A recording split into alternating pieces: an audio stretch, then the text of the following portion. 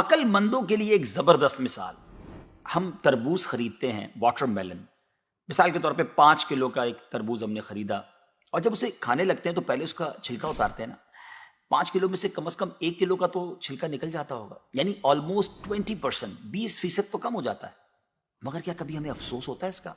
کیا ہم سوچتے ہیں کہ ہم نے تو تربوز چھلکے کے ساتھ خریدا ہے، چلو آج چھلکے کے ساتھ ہی کھا لیتے ہیں؟ ایسا نہیں کرتے نا. اسی طرح مالٹے کا بھی حال ہے کہ ہم خوشی خوشی سے اس کا چھلکا اتار دیتے ہیں، حالانکہ ہم نے چھلکے سمیت خریدا ہوتا ہے، مگر اس چھلکے کو پھینکتے ہوئے ہمیں کوئی تکلیف نہیں ہوتی. یہی حال مختلف پھل اور سبزیوں کا ہے. اچھا، ہم چکن بھی تو خریدتے ہیں، زندہ ثابت، اسی کو تولتے ہیں، تلواتے ہیں، پیسے دیتے ہیں، مگر جب کھانے کی باری آتی ہے، پکانے کی باری آتی ہے، تو اس کے بال، اس کی خال، اس کی آلائشیں نکل جاتی ہیں، تو ویٹ تو کم ہو جاتا ہے، مگر کبھی اس پر دکھ ہوتا ہے؟ نہیں نا.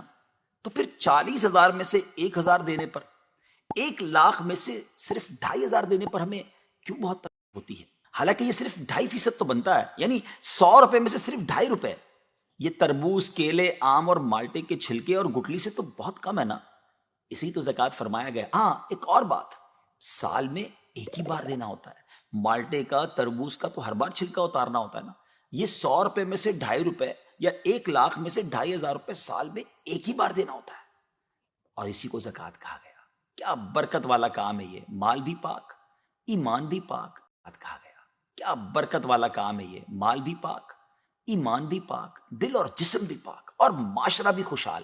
اتنی معمولی رقم، یعنی 40 روپے میں سے صرف 1 روپے، اور فائدے کتنے زیادہ، اجر کتنا زیادہ، برکت کتنی زیادہ. تو اب اپنی زکوٰۃ